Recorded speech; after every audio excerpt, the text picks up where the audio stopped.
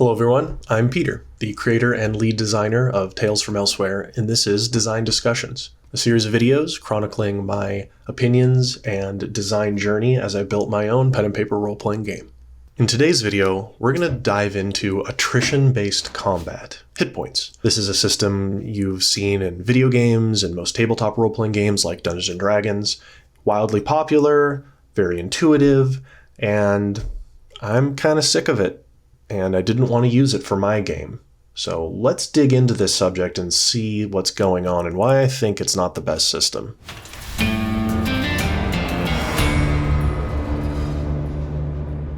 So what is attrition-based combat? Attrition-based combat is used in games like Dungeons & Dragons or any other game that uses hit points to represent the durability of the characters involved in a fight, the currency that you are exchanging with one another is health. And this is a numeric value, usually going into the double digits and occasionally even triple digits. The two parties will lock horns in a fight and trade blows back and forth. My turn, I reduce your hit points by some amount. Your turn, you reduce my hit points by some amount. And this continues until one side reaches 0 hit points. Now, there's nothing necessarily wrong with attrition-based combat. It's used in all sorts of pen and paper games. It's used in video games. It's very effective. Everybody's very used to it. I think there are some issues with attrition-based combat that we can unpack here. The first issue with attrition-based combat is, generally speaking, your efficacy remains the same when you're at 100% hit points as you are when you're at 1% hit points, and the same goes for the enemies. This is a big problem in a game like Dungeons & Dragons, where you often get yo-yoed hit points, where the fighter drops down to 0, so the cleric runs up and restores 1 hit point to the fighter gets back up and has all of their combat effectiveness, even though they're short 99 hit points. They're still just as good without 1 HP, and so they drop again on the enemy turn, you bring them back up, and this continues. Similarly, when the players are fighting the enemies, all the damage they deal doesn't actually matter until their damage kills the enemy, until their hit points are reduced to 0. The dragon is just as deadly at 250 hit points as they are at 200 hit points as they are at 1 hit point. All that matters is them being reduced to 0. And this homogenizes your turn in that all you're doing is reducing a number on the enemy's sheet. On the DM's scratch pad, you're just depleting that number until it's 0.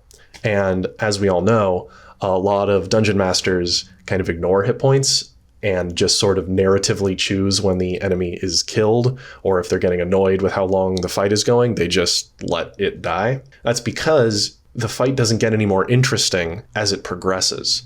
Everybody is basically the same as they were at the start. They just sometimes drop down and get healed back up. But there isn't really anything interesting going on there. The decision tree doesn't change. The only triage they have is healing sometimes. And because you're just as effective at 1 HP as you are at 25 HP, the most effective way to heal somebody is just to spring them up with a couple hit points, let them drop, and spring them up again. Interestingly, this problem goes away a little bit when you're low level in games like Dungeons & Dragons and similar ones. When you're low level in Dungeons & Dragons, we're talking levels 1 through 3.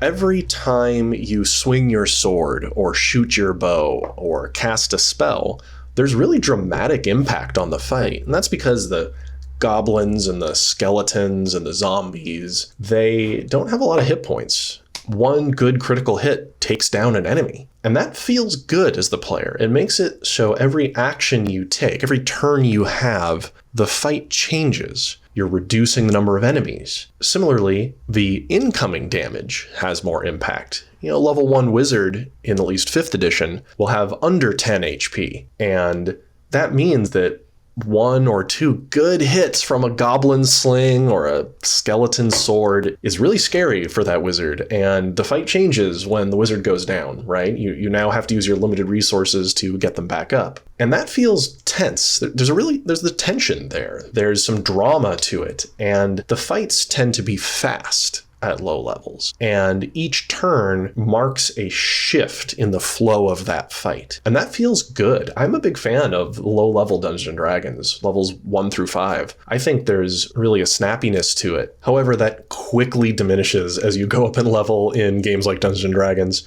Your outgoing damage does not scale commensurate with the hit point increases of enemies. You do increase damage over time. Yes, the number of swings you make as a fighter slowly increases, your ability scores go up, and so you're dealing, on average, increased damage per round. But enemies' HP scales way off the chart in comparison to that. But it doesn't actually make the fights more interesting through that increase in HP. The tension actually is reduced per action as this goes on, because your damage is a smaller percentage of that enemy's maximum HP. So the fight tends to be more static on a turn-by-turn basis. Your actions, individual swings of the sword, individual casts of a spell, individual shots of the bow, they have a proportionately smaller impact on the narrative of that fight. It takes the whole party one focused fired turn to kill one enemy. Now, the only player in that sequence, let's say 4 players, that actually changed the fight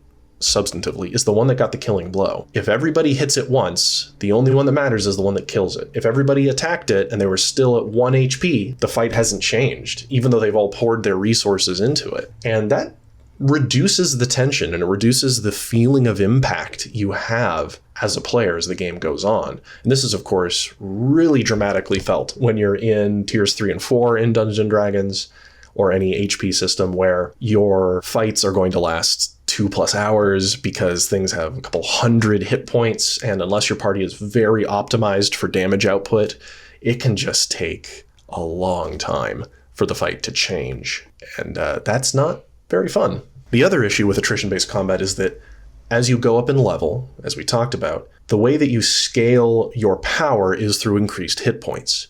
It doesn't necessarily make your defenses more interesting as you go up in level. They just scale numerically. The fighter's armor class goes up as they get full plate armor and a +1 shield, and their hit points start scaling. The barbarian will grow tankier and tankier through raw hit points and their rage function, but it's not actually becoming more interesting how you defend yourself. You just have more of this stockpile of hit points to trade with. And that's not really more engaging for the player from a combat system. In Dungeons & Dragons, you get fun toys as you level, though, right? You get new spells, new features, new feats.